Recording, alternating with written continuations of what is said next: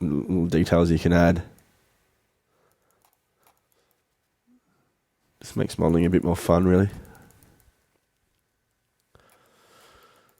Yeah, and so we go, and I'll have to go back and forward and just kind of, using the reference too. So, I'll need to kind of go to my reference folders and, just find, you can see, this is a good example, although it's, as I said, a little bit too kind of extravagant. It has all and this one up here, it has all the these kind of details I'm talking about. That's too low res.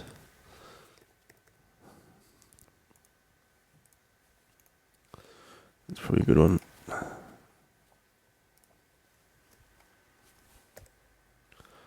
Anyway, you can see like all these little arches and, and so you can imagine, just with, I guess with the right placed polygons and the right choice in bevel profiles, you could really just quickly knock this stuff out.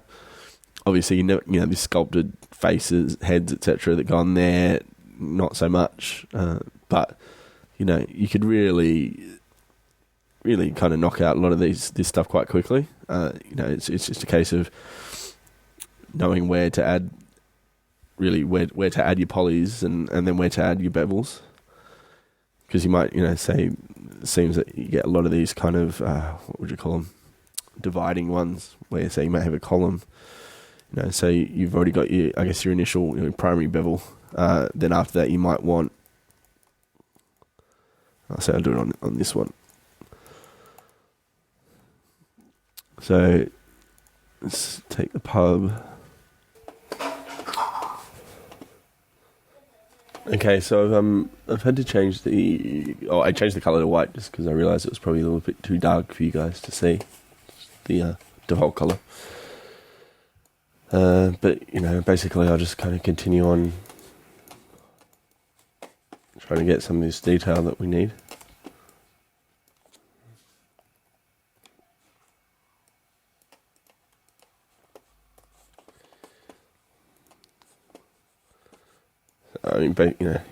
I guess you'll get used to finding all the different profiles.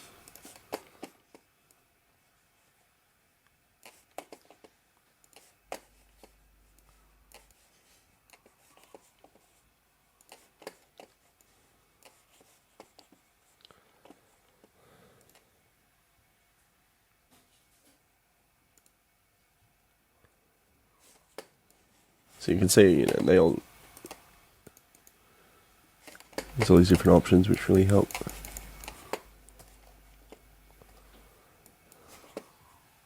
And then you might do another one.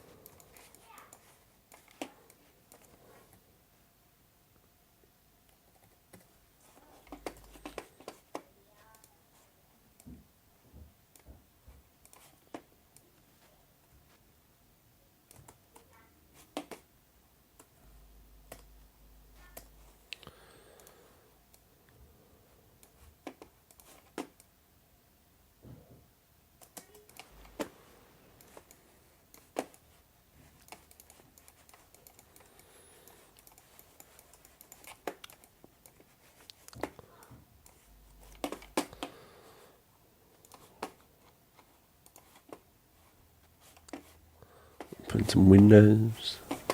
So just need to make the bottom loop slice.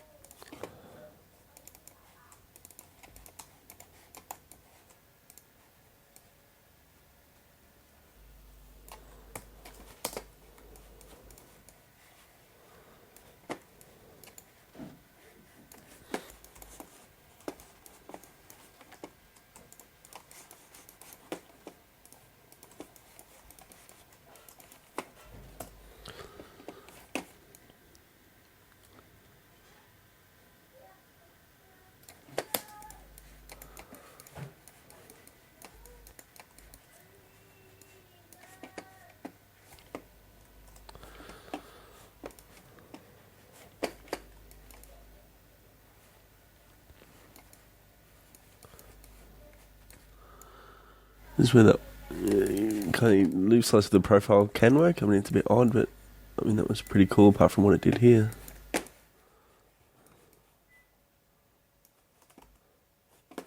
Not quite what we wanted for there. I think, very only a few would actually work. Exactly what you try and do there. Anyway, I'm just trying to make some window sills. So there we go, straight bevel. So where's this?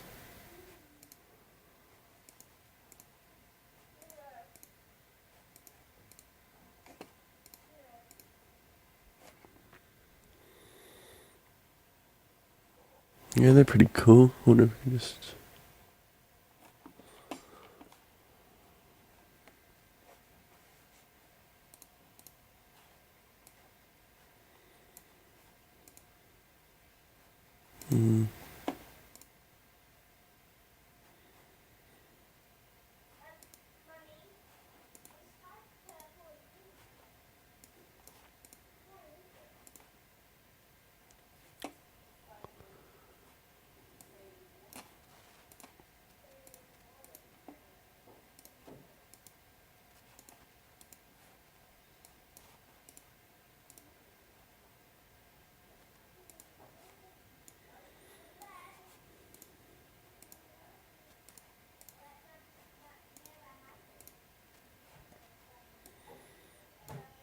Yeah, I mean,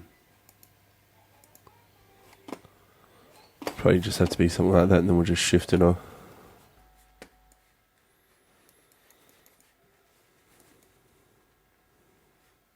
We just have to move them.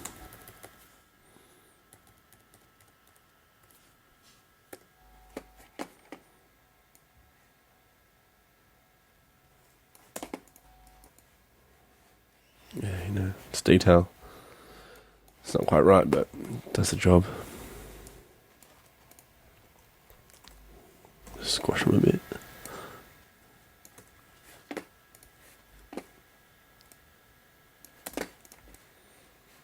It's probably a bit better. But anyway. So yeah, you just got to kind of go through and do all that. Really just looking at your reference and build it all up. There's a lot of these kind of little bits, little details. I think they're called corbels or something that you run under here every foot or something. But yeah, so I'll just keep modelling this up. Got to do this building here and these kind of columns here, and then work out, kind of populate the scene a bit. I'll try and post some, progress in the forum as I'm going.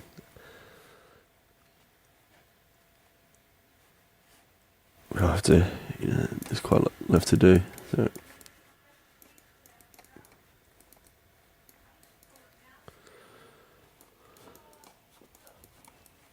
And I'll have to do the roof lines as well, so I'll work out what's going on the roof. If I go back to the camera,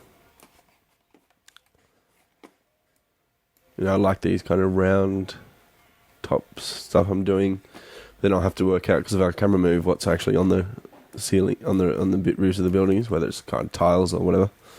But that's fine. Work that out. Okay, so next week we'll be looking at basically the finished foreground model with my added kind of bought models in the midground, and we'll basically start kind of texturing our hero projections. Now we'll look at what we need to do from a perspective point of view. So we'll have say this is our primary projection. We'll texture that up. But then we'll be looking at, from that, what we need to do as far as patching and etc. So, I mean, it's going to be basically a fiddly process, because we'll need to have our primary projections that, is basically our map painting. We'll look at the camera move and look at what we need to do as far as secondaries, etc. And I'll also be doing them in layers too. So we'll have projections for foreground, midground, background, etc. Projections for different buildings. Probably separate projections for the ground. Maybe we'll see how that goes. So we'll basically use the map painting toolkit a lot. Really go through. I'll use a lot of the user-defined masks. Really just kind of push it as far as I can. It's a lot to do over the next two lessons, so